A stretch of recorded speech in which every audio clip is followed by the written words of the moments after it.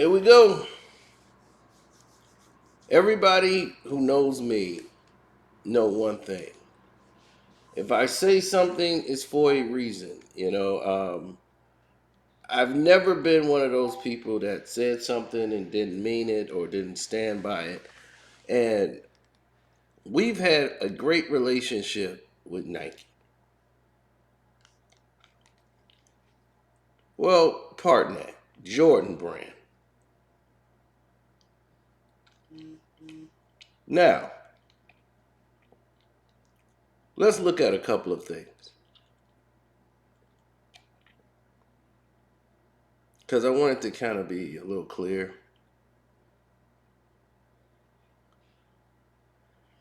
Nike. Go back to the beginning. Phil Knight, who had so much to say about Phil Knight had so much to say about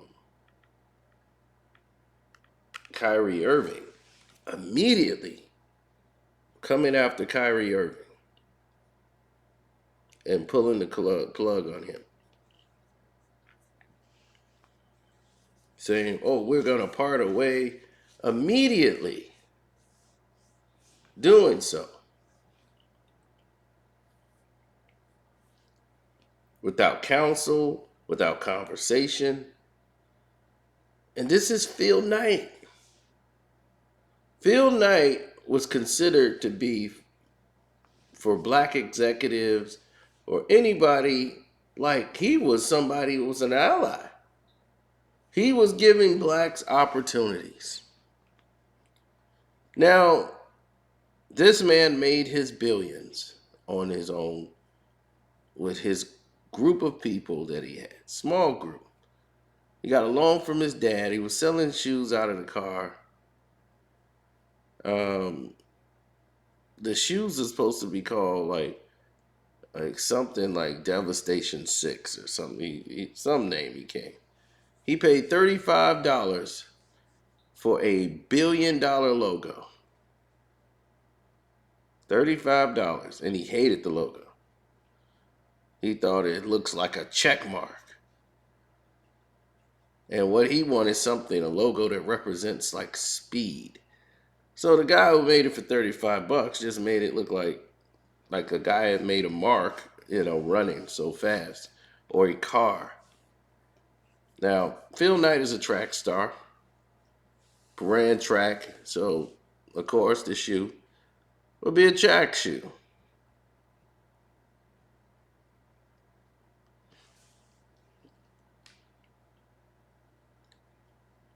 And now,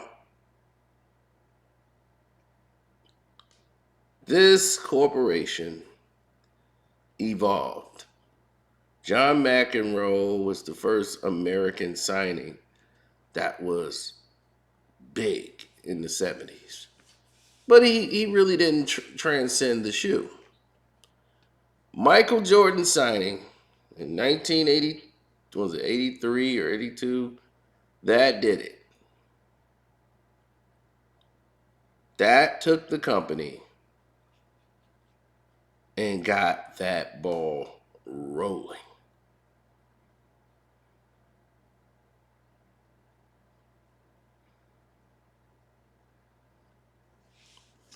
Now, along the way of Nike's success through the 90s, their first big controversy was people dying for for the shoes, the Air Jordans. People were killing them. And in that era, you had Charles Barkley, you had Patrick Ewing, you had all these influence and all Jordan's friends who were signing contracts over with Nike. Soon, everybody wanted Nikes. They didn't want Jordans. They just had to have Nike. Then you cross brand with Gatorade, and you got Nike ads, and got Gatorade bottles with Jordan. He's cross branding Nike with Gatorade. Now Gatorade becomes the drink of the entire NBA. Nike was building itself in position to be the everything in the NBA.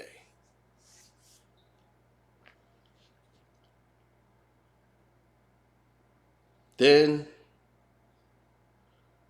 Phil Knight had one big problem.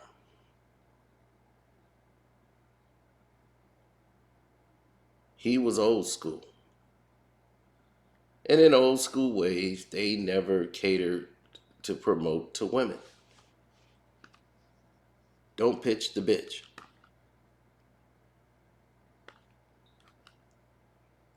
Meaning, don't waste your time trying to sell products for men to women. Even though women do the majority of the shopping for their children, for anything, they ignored women in the marketplace. And that is where they've struggled and let everyone else gain ground. All because of their foolish pride.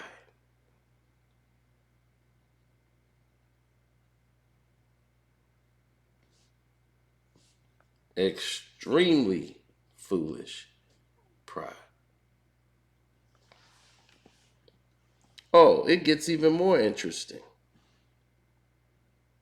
Because Nike was at a crux where, of course, they're going to keep Michael Jordan. But Michael Jordan wants to create his own and get paid off the shoe. He's making big money off the shoes. He was making like 40, 50 million a year just off of Jordan brand.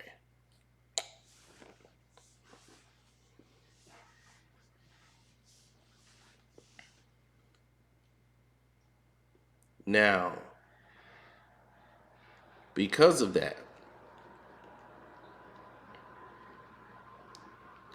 there was a whole different type of market, or you would call,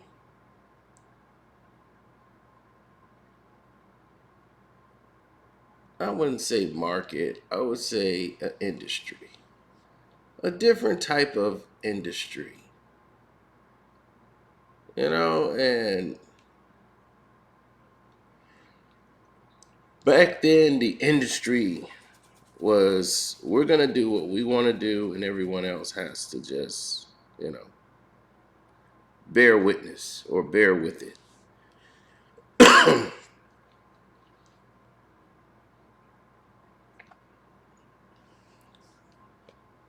I looked at the scenario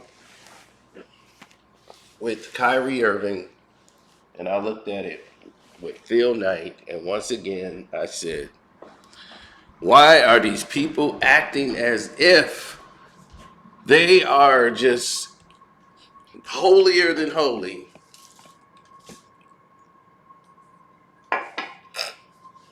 And people are taking something and running with it. Phil Knight is very alarming because you made a decision without even checking with anyone. Who did you check with? Why didn't I stick in a camera in your face asking you, why did you make such a hasty decision? Because as we know, you didn't do that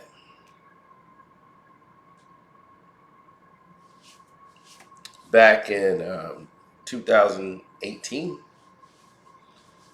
How short people memories are. In the 1990s, they brought on someone that I know. Because I heard this man speak before. He was one of the top CEOs in the world.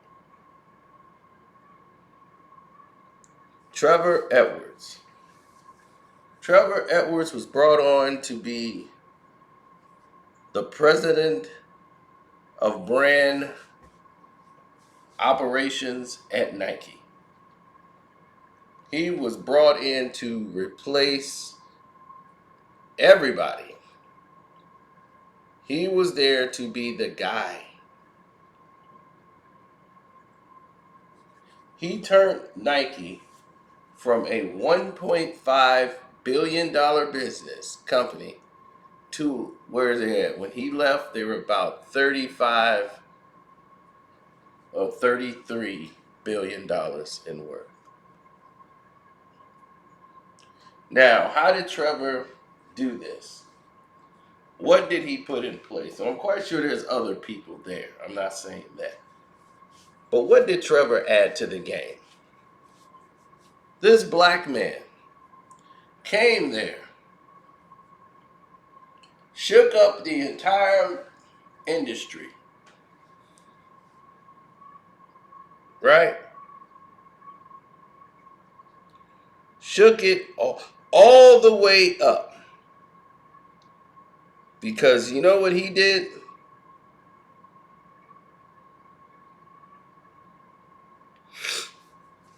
He saw there was a difference within how they were marketing. Trevor Edwards saw that Nike, the corporation, had this is the way it goes, these are the rules, this is what we do here at Nike, and we follow it to the letter. Once you do that, you can't grow. And this is what he said going in there. He said, well, the company's not going to grow because if everybody's doing everything the same way every day, you're not opening, you're not expanding your thoughts. You're not looking through the right lenses. What Trevor Edwards was able to do was know what disciplines he had beforehand and how to apply it to now. Trevor saw the whole thing play out right in front of him. Now, many people will say and make a lot of different comments about the situation, but that was there. They weren't going to be anywhere else but there. Was that situation ever going to happen? Now, here's the new situation. Trevor comes there and introduces an idea that Phil Knight and none of his generals ever thought. That the professional athletes that market and you pay for whatever sport they do, like he said, Michael Jordan just don't like basketball because he plays it. Okay? You don't have to just talk basketball with Michael Jordan. He likes golf. He likes movies. He likes going to different places. He's a person. Just because an athlete plays a sport don't mean that that's all you advertise with them. That's dumb. You could take Nike into fashion. You could take it into current, everyday, whatever. They want to go partying at a rave party. Here's a Nike outfit for that. We got a market to everything.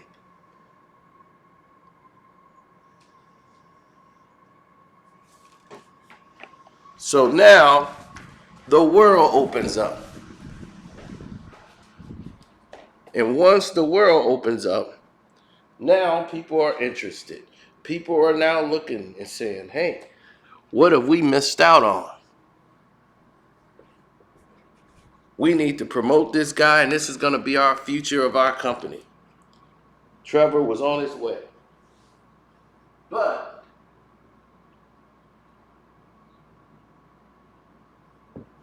let's take a look at what the big problem was. What is the big problem? Shall we get there? What was the big problem? Ladies and gentlemen, can we get to the big problem?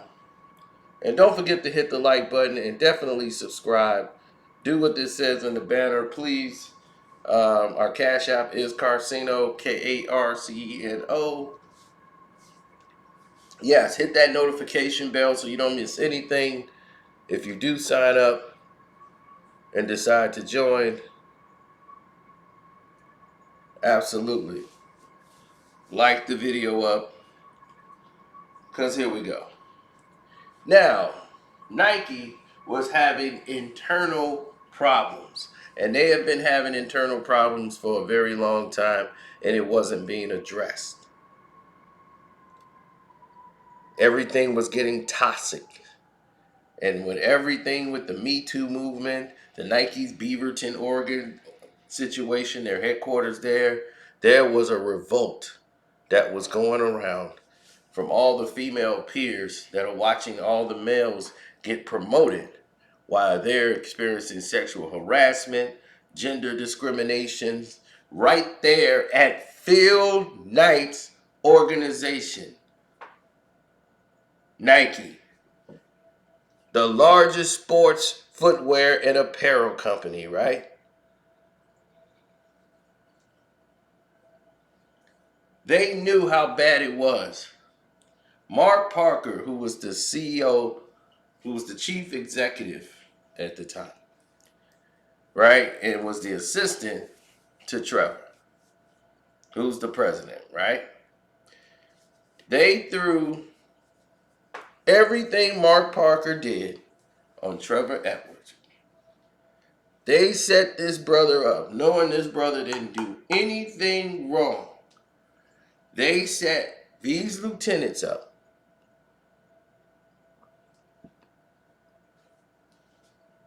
Jamie Martin,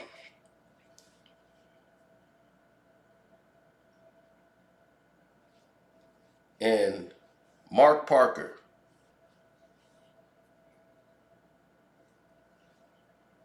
You know, they oversaw the global business mostly, right? And here's the situation.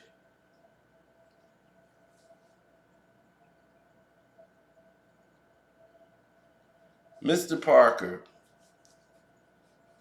was the man. Trevor was supposed to replace him. And they dumped everything on Trevor, or tried to make it look like Trevor was a problem. Trevor was leaving because it was tarnishing him. He left Nike. He resigned. But why? Let's get to that. 6 top male executives left or said they were planning to leave when all this went down at Nike. They had a pile of completed questionnaires that landed on the desk from the complaints, sexual harassment, and it illustrated a pattern in the corporate world that showed and echoed the Me Too movement was huge inside of Nike. There were men that had complaints. There was women that had complaints, and they kept coming forward with the complaints. Nike did not begin a comprehensive review of its human resource operation, making management training mandatory and revising many of the what they call internal reporting procedures. You see, Phil wasn't keeping an eye on everything, so he was oblivious to all of this when this was going on for years. All the top executives, right? They talked about it in the Daily News, Times, or whatever you want to call it. There was more than 50 current and former employees providing accounts of how it all festered, and women was just feeling ignored and just harassed, and it stymied their careers. Human resources did nothing. Francesca Crane, she said, I came to the realization that as a female, I'm not going to grow in this company. I was there 5 years as retail brand design before I left. And I just, told everybody knows, tired of watching all the men get promoted into jobs ahead of women that they weren't qualified for, and we were better qualified. They knew this. So multiple divisions, the same conditions in the same workplace at Nike or Nike, whatever you want to call it, Phil. You should be answering for that. They had employees that recalled times when the male superiors cursed, used vulgar terms, calling people the P word for women's genitals. Used that a lot. Other employees said they boss threw the car keys at another woman and called her a stupid bee many a time. She reported that incident to HR. She told her sister about it at the time, and the sister confirmed it was true. He continued to be her supervisor.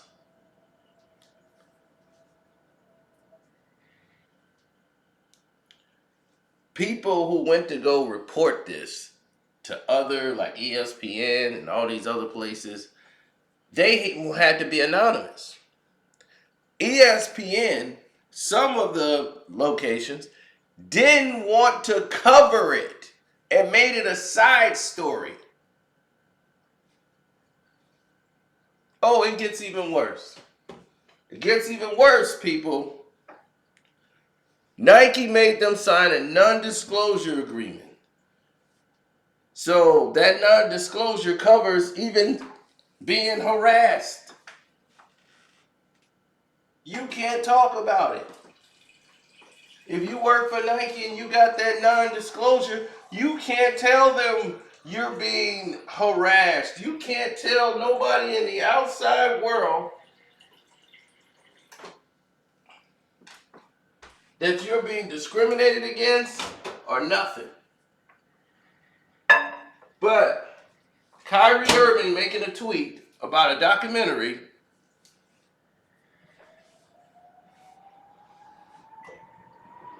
that's gonna hurt Nike? How? The people that buy Kyrie Irving shoes look like us. Go do your demographics. I'm quite sure you know that. So you think we're not supporting Kyrie Irving or we're not buying the shoes?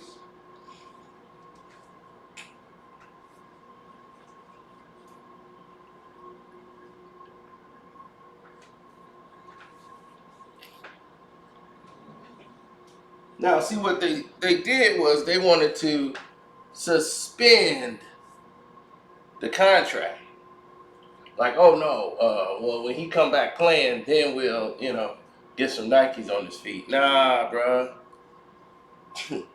You can go ahead and terminate my deal. I get another shoe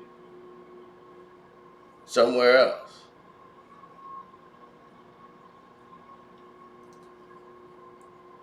But instead of worrying about what's really going on at your company, you worried about a tweet from Kyrie Irving.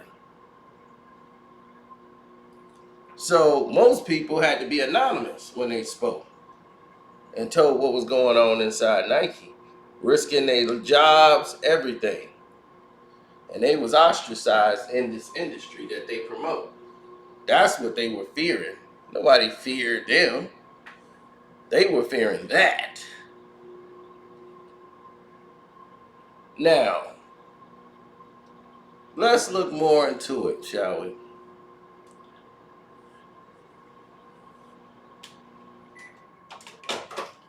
Let's sip on my tea. Well, hopefully some of y'all have hitting the like button right now. Get my tea out. So, my little raspy voice can be on point while delivering the news. And how quiet they keep things and how they quick to forget what they do. Oh, of course Nike's going to say, oh, we don't tolerate this. What is they supposed to say, right?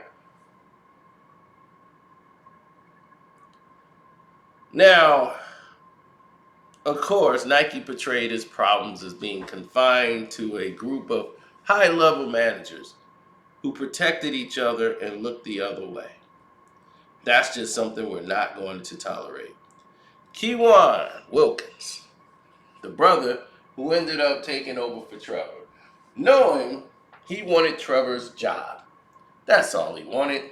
So they used another black man to come out and make a statement. Why is this black man making a statement? Okay? The brother didn't do nothing wrong.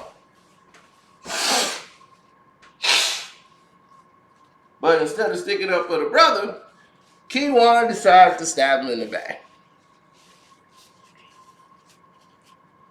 Because he wants that position.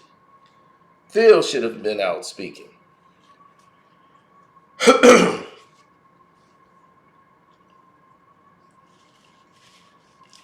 And there's another woman who left. Her name was Amanda Chabelle.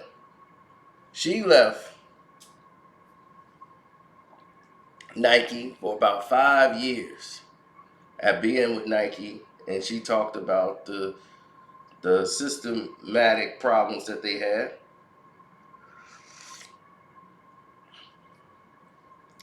She was wondering, why did I take an anonymous survey to make a change?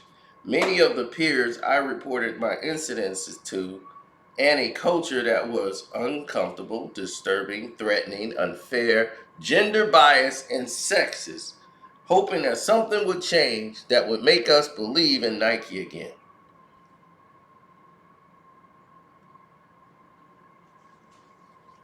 No one went just to complain. As she kept trying to reiterate, we went to make it better.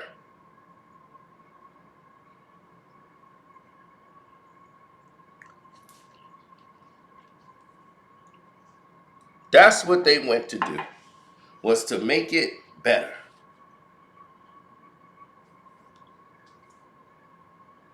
And the problem wasn't Trevor Edwards. The problem was the two white guys, Jamie Martin and Mark Parker. But yet, all the blame was basically on the brother.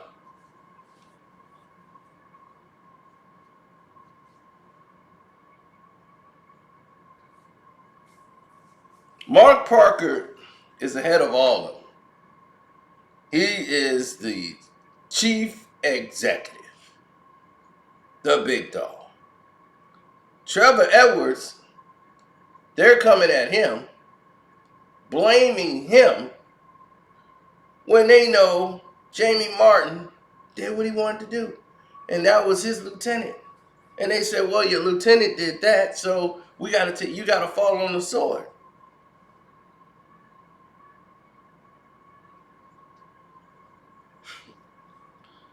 Wow. This is Nike, ladies and gentlemen.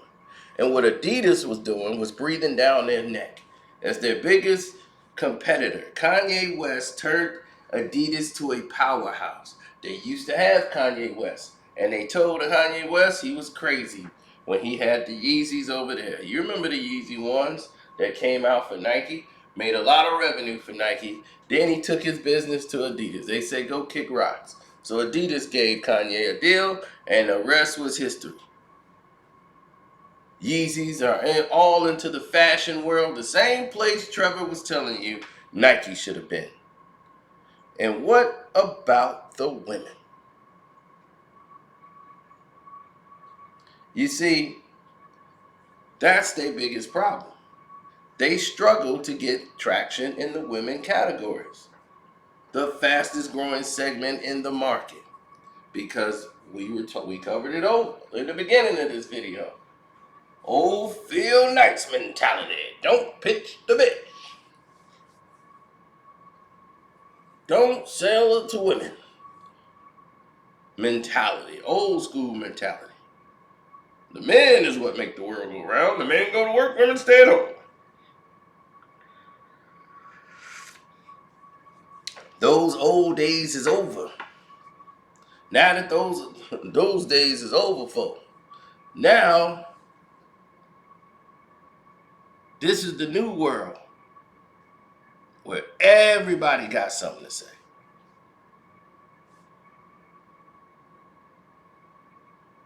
Right? And one of the biggest things is that they never listen to females. Y'all had a women's product and part that was one of the weakest in the history of the world. Michael Jordan's daughter, Jasmine, told you, as she works for Jordan Brand, she has to answer to Nike executives who treat her like, they just a kid. Like she didn't know what she was talking about. She's like, I'm a black female. My father is the shoe. He basically is this company, Nike. Y'all made it off the back of my father. And I'm talking to you as a black woman who was a black teenager kid growing up.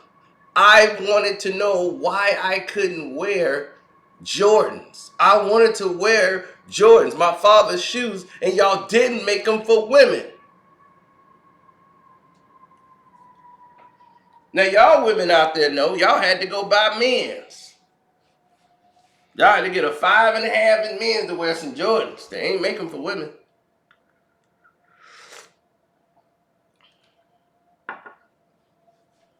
How many years did they blow revenue there? Now, they blame that on the lack of female leadership in the front office. They always went with the male voice.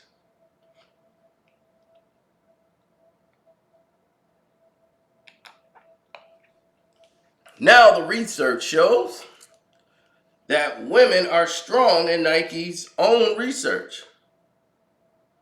Nike's own research showed that women occupy half of their workflow. Their whole workforce is half women.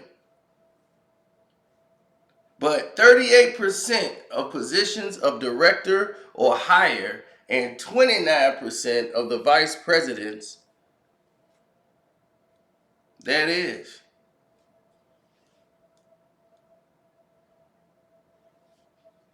Now,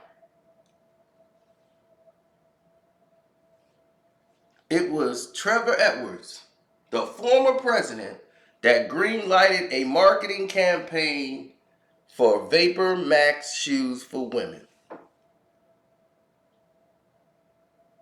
The British female singer FKA Twigs was given a creative license to shoot in New Mexico, right?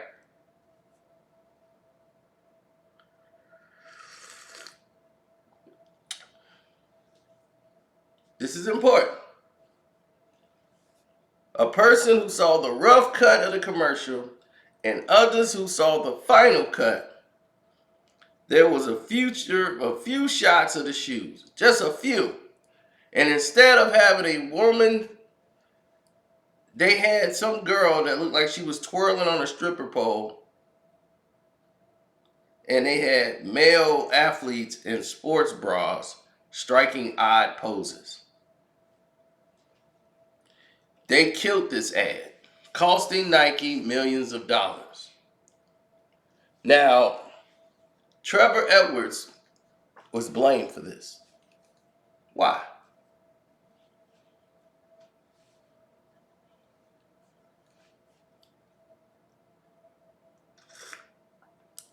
Trevor Edwards did his part. He greenlit a marketing campaign. What they came back to him with was their incompetence on how to do it.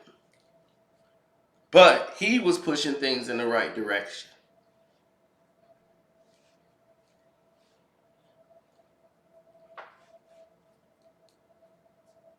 Again, Phil is oblivious to all of this, right? Of course, they get another brother, Keywan Wilkins, come in. Keywan, what happened? Well, we had a history of pushing the boundaries in the market, just as we do in product development. We create some material that's not deployed in the marketplace. It's just what it is. Now, we're proud of our relationship with that British singer, FKA Twigs. We're very proud. And this do not reflect on her. Don't nobody blame FKA Twigs. Now, what happened in Mexico City for that video shoot, well, that's just, we throw away money all the time. All the time. Not a problem here. Did I say it right, boss? You said it just right. Why is he giving these statements? Huh?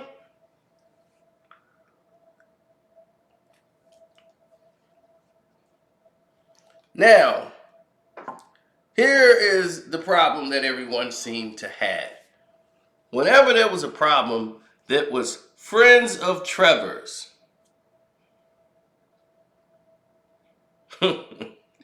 wow.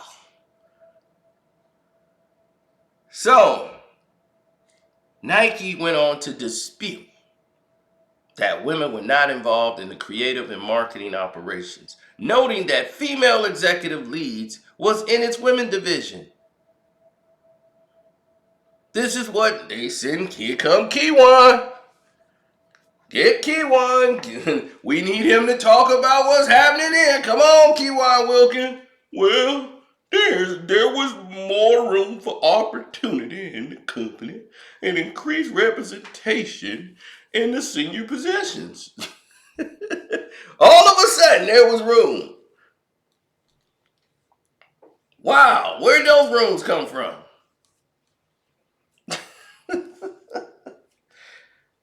See, here's the thing. Most male leaders emerged from who had a direct line to Trevor and the company, Trevor Edwards. There it is. Now, this group that they called FOT, Friends of Trevor. They text him in meetings bragging about having lunch or dinner with him. You know, these women were mad because they were friends of Trevor's. And Trevor was ahead of them. So they blamed Trevor Edwards, who came over in 92. In 1992, they were coming out with the Like Mike. I want to be like Mike. I want to be like Mike. That was Gatorade. But Nike was cross-brand into that. We discussed that earlier. Trevor came in 92 and saw him at 1.2 billion. And when he left, they was at $36 billion because he saw how to really market the company. And the way they was marketing it only as a gym shoe company only.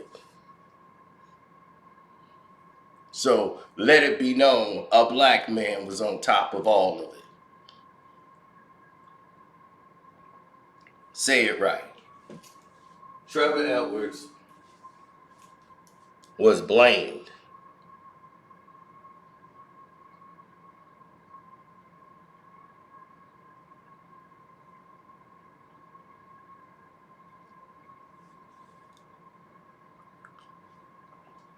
Trevor Edwards oversaw marketing in Europe.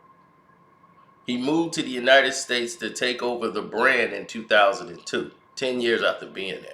In 2013, he was Nike's brand president, a black man, because he made progress. Now, Paige what's her name? Azevedo, might be Azevedo. Paige Azevedo, a Nike executive who reported to human sources, right, for berating their peers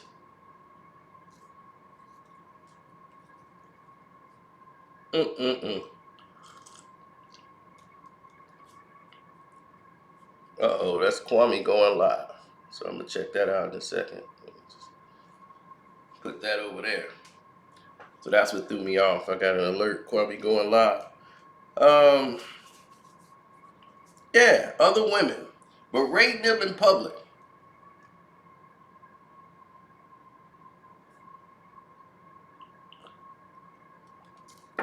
And that was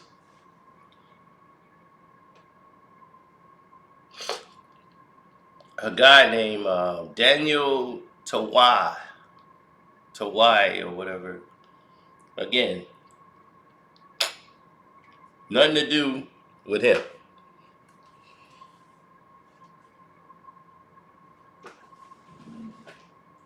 They were mad that Trevor Edwards kept promoting these people.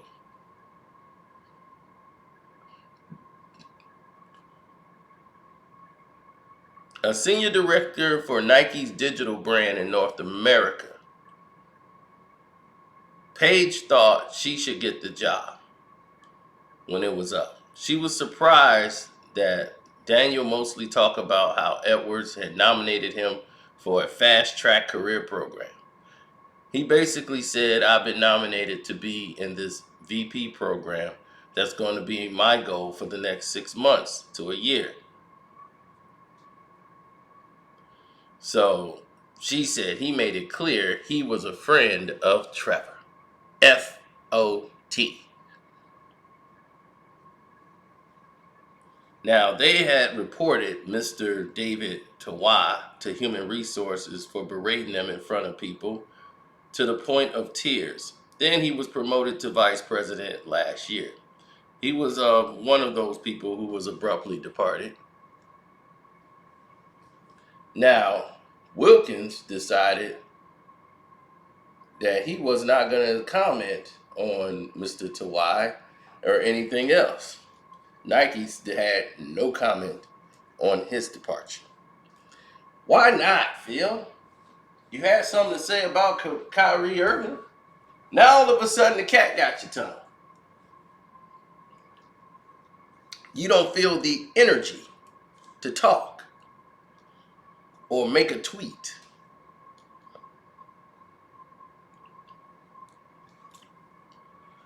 And talk about men's rights in the Nike Corporation. Shoot, I need to go to Nike then. I need to get a job. But for what? They're going to make me president and then blame everything that happened in the company on me. Like you did Trevor. You see?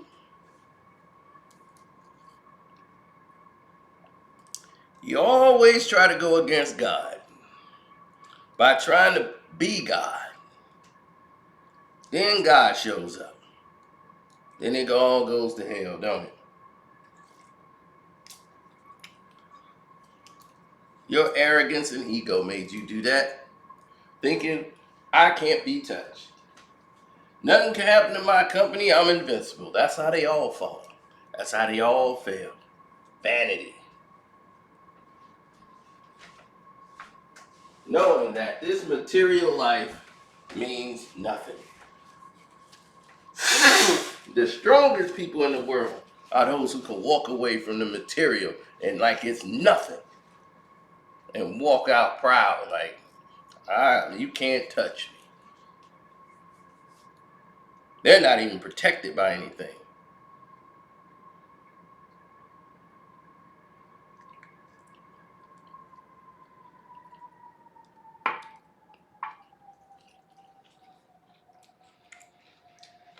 Yep.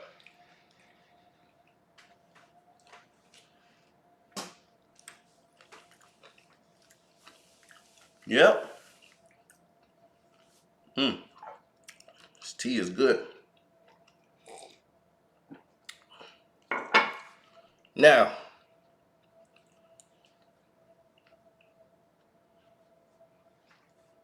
mad that this guy was promoted, Nike decided we are not going to speak.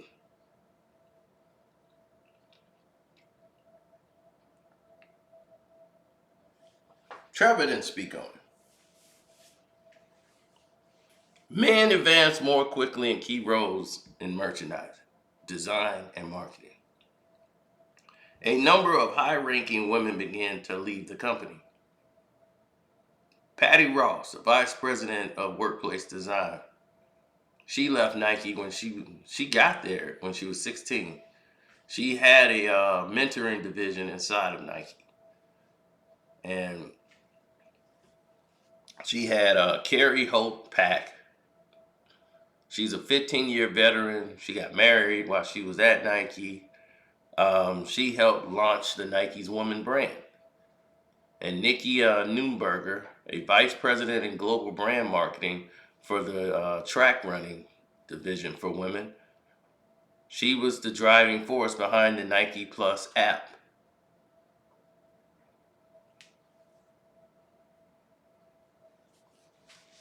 Most of them have non-competes and cannot speak. But Miss Neuenberger left. She sent a letter to Mr. Parker as well as other members of the team laying out the reasons for her departure. They covered all the things that one person would say in the letter: harassment, inclusion of women, and the inner circle of the decision makers.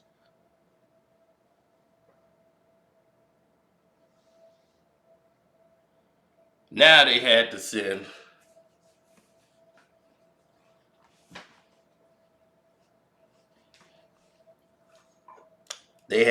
Kiwan back to talk again. No Phil. Kiwan, a brother who ain't got nothing to do with any of this, he got to come out and do all the talking. Keywan Wilkins ain't did a damn thing. But yet, here come Keywan. Nikki did write a letter. It was thoughtful and so professional. Mark took the letter very seriously, and he met with Nikki. Well, what happened? Uh, I don't know, because most of that stuff is behind the scenes. And Nike, well, we just do things a little differently around here at Nike. And that's how we do it. Nike is Candyland. You don't leave Candyland.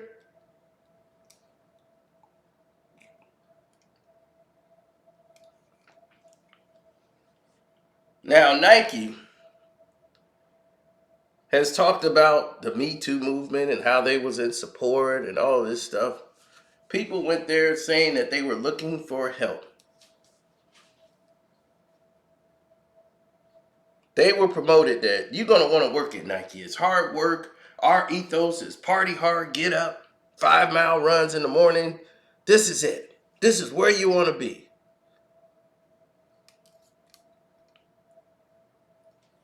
You got one employee who's sending emails talking about her breasts to her in an email. You got another one, a supervisor, pushed his way in the bathroom and tried to kiss her. All of this happening in Nike's organization, empire, whatever you want to call it. And Phil Knight knows nothing. The women, like Marie Yates said, I was looking for help and I totally shut me down. Like, you're the problem. Mm, mm, mm. It was a senior manager who did the breast thing with the email. He wasn't terminated. They gave him a verbal warning. That's what he got. They say, don't worry. We told him about it. A senior manager writing emails talking about her breasts. He like them and how scrumptious they are. And I like how one just looks like it's jumping out every time you walk. It's just so delicious. So now, as he was reported, and was told, you know, she was like, I should have reported him first. You know, I should have. She was told, like, well, you made a mistake because you should have came to him and confronted him first. Confront the person that's doing this. Then go to human resources. So it seems like to me, David Ayer, who ran human resources, was the problem. Now, David came over from PepsiCo and he reports directly to Trevor. Nope, Mark Parker. So Mark Parker, that's his guy. Mark's the big boss.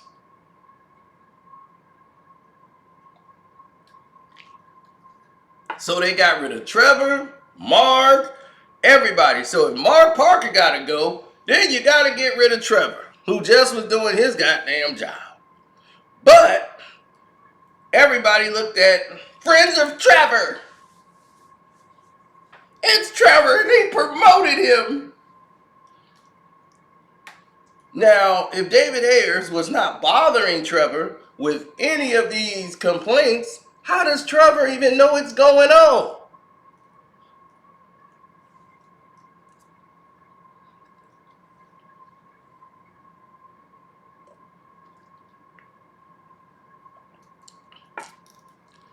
But David, Mr. Ayer, right, belittled her with sexist and dismissive comments, but still worried about what would happen if she reported him.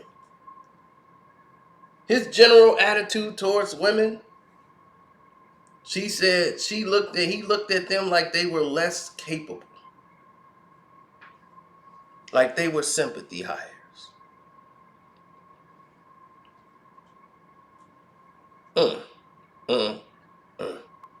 Hit the like button if you've been rocking with me. So why are you speaking on Kyrie Irving? You got all this problems inside your house. And you want to take everything out on Kyrie. And you got all this backdoor action going on. Hit the like button one time for me. Yeah, they've been coming after your boy because I've been exposing them. And we ain't going to go through the nationality of the people that's doing this. Oh, that's throwing more gas on the fire. What's the connection? As Jaylen Brown would say, oh, what's the connection? Man, ow! Let's just say that it ain't kosher. What they've been doing. Now,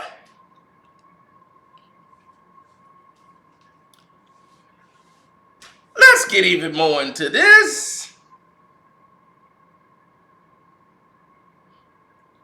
Nike is in the low single digits when it comes to women products. Now, companies like Old Navy, Lululemon, they have greater success in the women's sportswear department. Old Navy?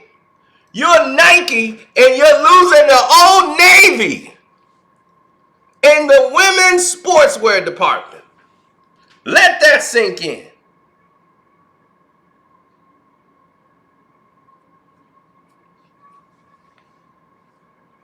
Unbelievable.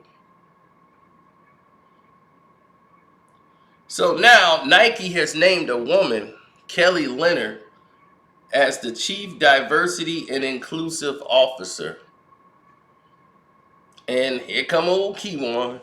Well, Nike is focusing on attracting and developing and elevating both women and people of color throughout this whole organization.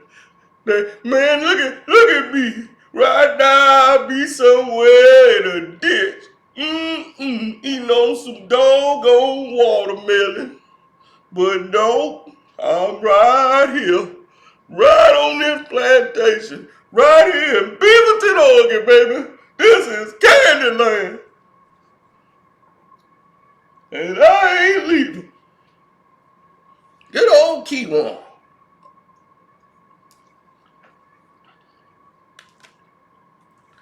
Now, where's Phil name? They made you go on CBS because Les Moonves was getting fired. So you went on CBS because this whole thing was a firestorm. Like, Phil got all this going on in his house, and now I'm getting fired for this? Oh, no, Phil. You were supportive of the women. So now they didn't want Keywan. Your butt had to come out and talk on CBS. And don't think we didn't notice.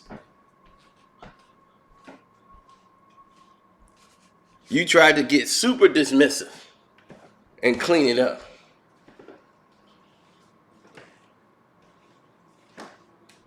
But your CBS connections and your friends over there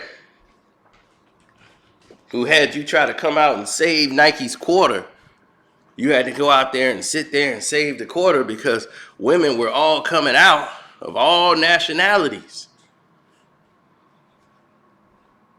all races. So this wasn't a race thing. It was a gender thing. And Nike, the fines you guys paid out. Jeez. All this to keep all this backdoor action quiet. All those people that filed those complaints, they got good money. And a lot of them didn't even speak up. See, here's what they don't want you to know. Nike expected to be at 50 billion. And they're not there.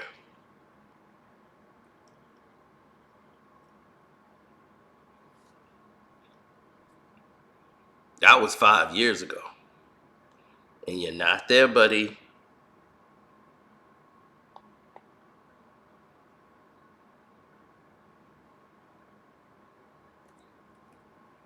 So let that sink in.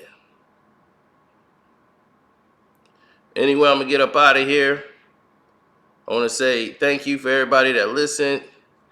We're almost at the 1 hour mark. Okay, well, hit the like button. Definitely go to the SaginawStem.org and donate to the Saginaw STEM. They're having a drive right now where you can order popcorn, anything on there.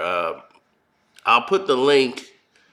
I'm going to put the link in the comment section while we're premiering the video. So I'm going to be in the comment section in the premiere, and I'm going to put the link over there so you guys can donate. So that should do that. And I want to make sure everybody subscribe to the page, hit the notification bell, subscribe to Kwame Brown Bus Life, Kwame Brown Bus Life 2.0, One Crack News, Ticket TV. Welcome to HD TV. I'm glad he's doing all right after his car crash. I still don't know all the details to it. I haven't had time to even really sit down and talk and really listen for a minute. Seahawks, Jose Rodriguez. Follow his channel. Dreamers Pro. That guy makes good basketball videos. Knowledgeable. They're short. They get to the point. Definitely give him a ring. And that's it, man. I mean, from right now, off the top of my head, shouts out to Sister T, Queen Regina. I don't really mention like their names and video, like stuff unless they really covering it. So I try not to like put people in. I put them in the categories I think they would, be covering. But shouts out to them. Dame D, shouts out to you. And hopefully if you're watching this video later and you've made it an hour through, you hit the super thanks button. It's right there. A lot of people don't even know what that is. That's like you can super chat on the video even after it has already premiered. Thanks for everybody who hit my Cash App up, and we're out.